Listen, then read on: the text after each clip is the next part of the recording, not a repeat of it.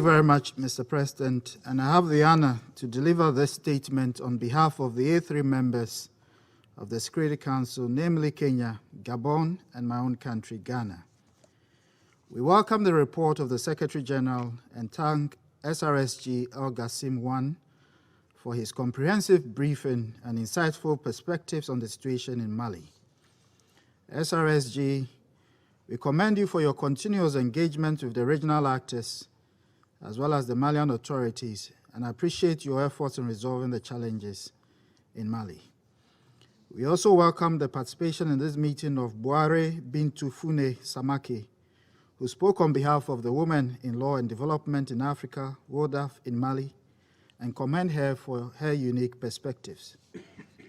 Mr. President, the people of Mali are yearning for peace in their country, and so are the member states in the region.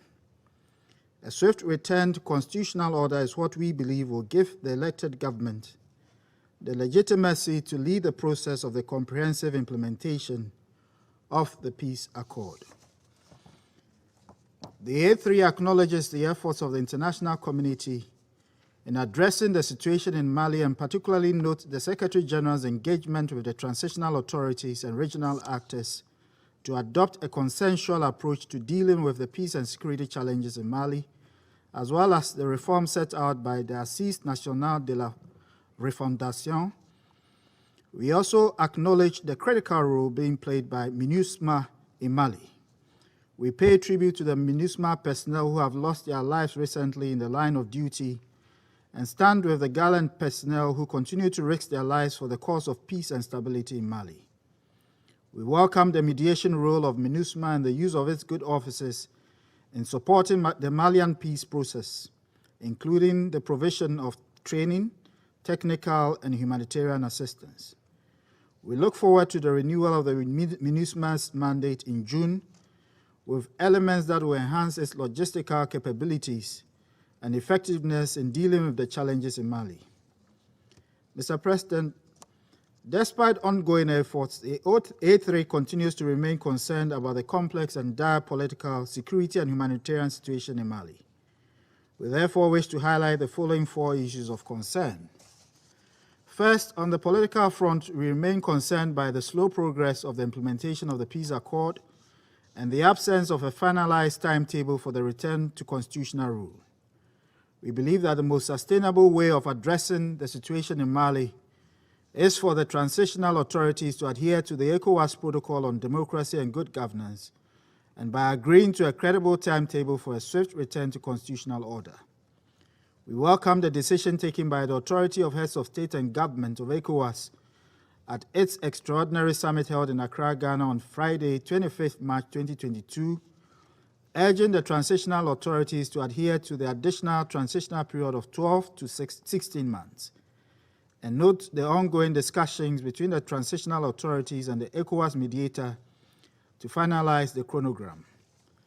Secondly, terrorism remains one of the greatest threats to stability in Mali and the region at large. We deplore the upsurge in extremist attacks, including the use of improvised explosive devices against civilians, the military, as well as MINUSMA personnel, which have exacerbated the security situation, as evidenced in 103 security incidents recorded during the first 3 months of 2022, including 69 civilian deaths. While recognizing the investigations that are being conducted into circumstances leading to the firing of rockets close to elements of MINUSMA on 22nd March, we wish to encourage more engagement and information sharing between FAMA and MINUSMA to ensure that such incidents which undermine the safety of personnel are curtailed. We are also concerned by the impact of the uncontrolled exit of foreign fighters and mercenaries from Libya into the Sahel, which, coupled with the proliferation of arms, calls for a durable and holistic solution. The withdrawal of these extremist groups requires close monitoring and coordination to ensure a financed and effective program of disarmament, demobilization, and reintegration in close coordination with neighboring states and relevant regional and sub-regional mechanisms. In light of these security concerns, we believe that it is important to urgently address The challenges placed in the way of TPCCs in rotating their personnel from the theater, including several West African TPCCs such as Senegal, Liberia, Cote d'Ivoire, Nigeria, Benin, Togo, and Ghana, who have troops in the theater beyond the recommended mission duration. This disturbing situation has moral, disciplinary, and operational implications for the troops and the mission, and we call on the Malian authorities to facilitate the required rotation without further delay. We also look forward to the outcome of the planned meetings of the Sahel Coalition and the joint strategic assessment of the situation in the Sahel towards a synergistic counter-terrorism network of the Sahel and coastal West Africa, including the Accra Initiative, the MNJTF, with requisite sustainable funding. Thirdly, the deteriorating human rights situation resulting from attacks by the extremist groups as well as intercommunal conflicts require greater attention. We condemn the abuses perpetrated against women, girls, and children, including abductions, arbitrary detention, sexual exploitation, and abuse. These attacks constitute a violation of international human rights law. We urge the transitional authorities of Mali to intensify their investigations to ensure that the perpetrators of these atrocities are arrested and swiftly prosecuted. We encourage additional support for Mali's Truth, Justice, and Reconciliation Commission to enable it to execute its mandate effectively.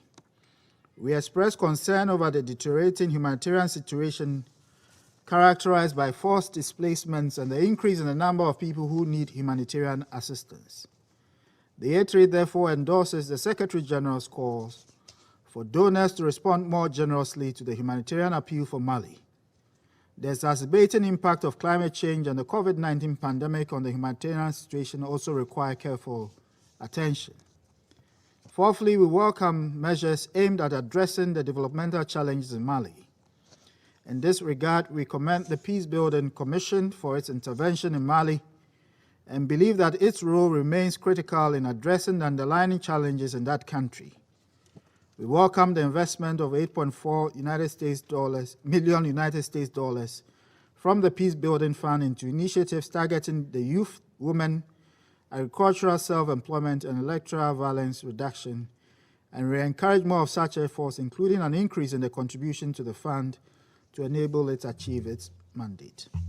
Mr. President, in concluding, the A3 believes now more than ever that a quick return to constitutional rule, as well as the comprehensive implementation of the peace accord, is the surest way of bringing lasting peace to Mali. Time is of the essence, and the national political will and international support for such a course of action must be mobilized now. I thank you for your kind attention.